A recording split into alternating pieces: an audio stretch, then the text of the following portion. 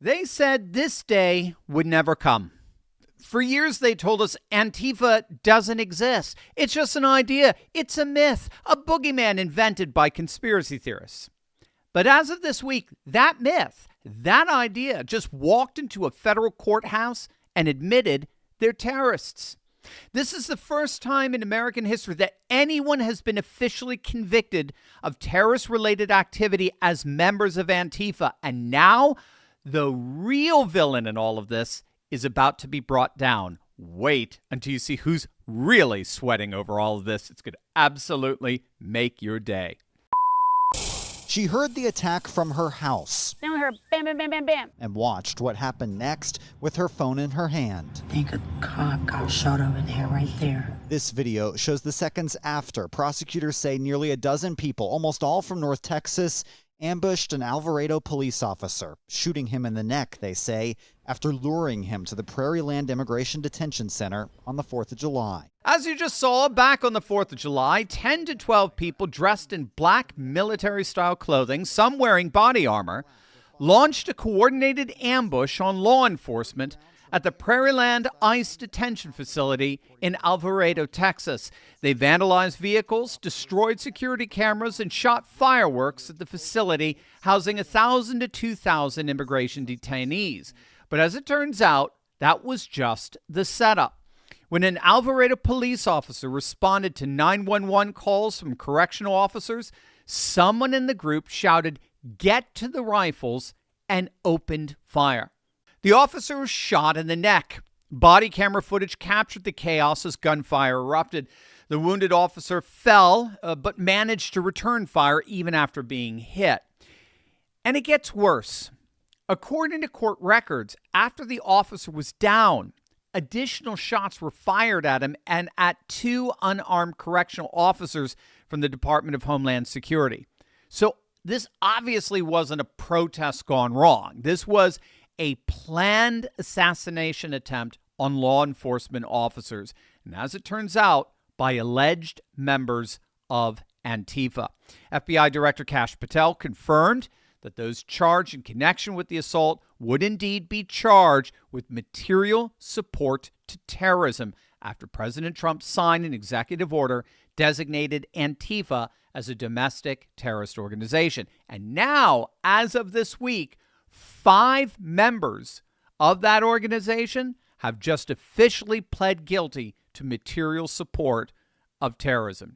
Nathan Bowman, Joy Gibson, Seth Sykes, Lynette Sharp, and John Thomas each pleaded guilty to providing material support to terrorists in a Fort Worth federal court. They're facing up to 15 years in federal prison, and this is just the beginning. 9 more alleged members of what prosecutors are calling the North Texas Antifa cell have been indicted on charges ranging from rioting to attempted murder.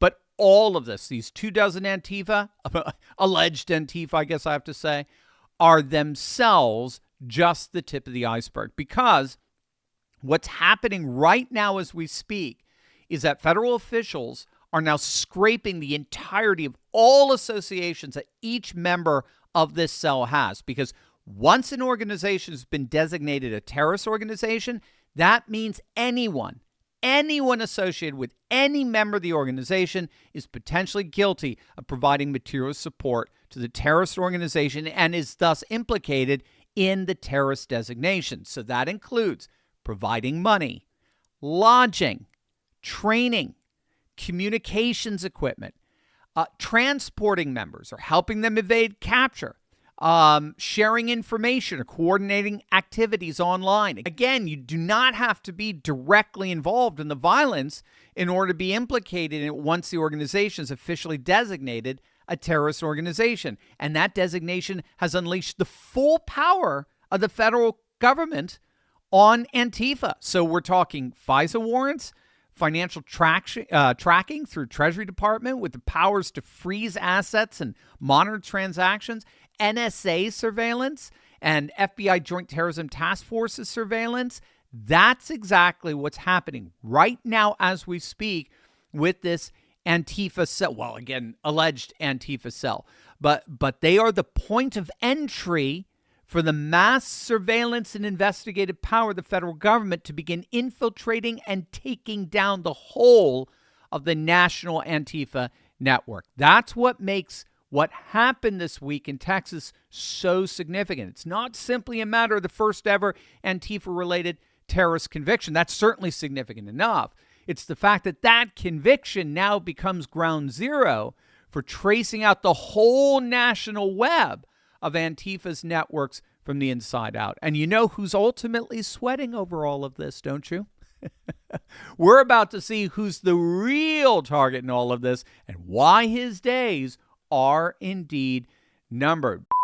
While Trump unleashes a political reckoning, there is another crisis poisoning every American in some way, shape, or form, even in the comfort of our own homes. I'm talking about the microplastic epidemic. Now, you may have heard about this, but this is pretty shocking stuff. Check this out. White ones, we've got clear ones. Tons of microplastics wash ashore all over the world every day. And now for the first time, scientists in the Netherlands have detected microplastic pollution in human blood.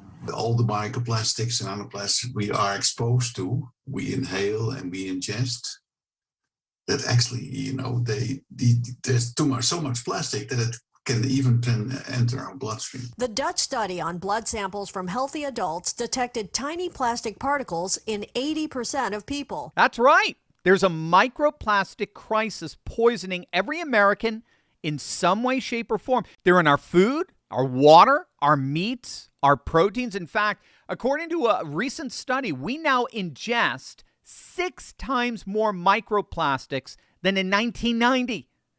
It's wreaking havoc on our health and on our organ functions, and unfortunately, no one is immune from this. But there is an amazing solution. There's a unique bacterial strain found only in kimchi that's been found to effectively degrade microplastics. In fact, traditional kimchi is one of the world's most powerful superfoods. But let's be honest, it's messy, it's strong smelling, and not exactly easy to eat every single day. So that's why our good friends over at Brightcore created Kimchi One. Now you can get all the benefits of premium fermented kimchi in convenient capsule form. No mess, no taste, no hassle.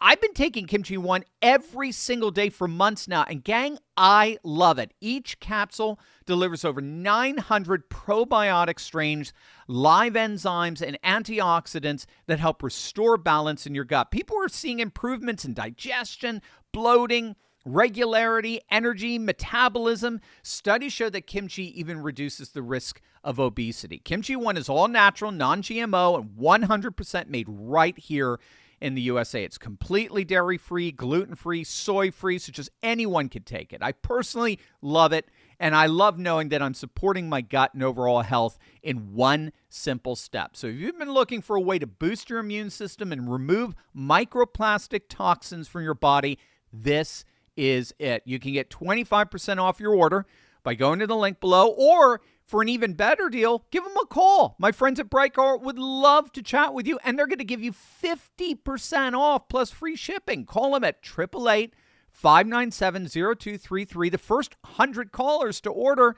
are going to get a free bottle of vitamin D3. Again, you only get that 50% off and free shipping when you give them a call. So once again, that number is 888-597-0233.